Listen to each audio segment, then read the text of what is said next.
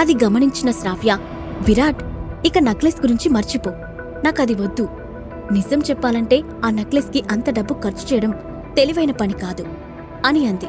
ఆ మాటకు విరాట్ లోపలే ఆనందపడుతూ, అమ్మయ్యా, నాకు 3 కోట్లు మిగిలించావు అని అనుకున్నాడు.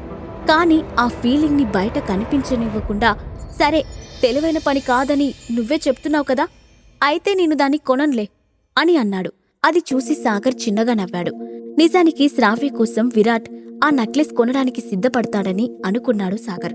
కాని చివరికి అతను డబ్బుకే ఇంపార్టెన్స్ ఇవ్వడం చూసి అతని దగ్గర కేవలం డబ్బుందన్న అహంకారం తప్ప ఇంకే మంచి లక్షణం లేదని గ్రహించాడు.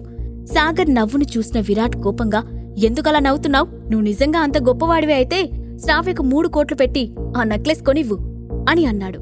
ఆ మాట వినగానే శ్రావ్య చిరాగ్గా ముఖం చిట్లించి, నిజానికి విరాట్ తన కోసం వేలంపాట మొదలు పెట్టగానే ఆమెకు సంతోషంగా అనిపించింది.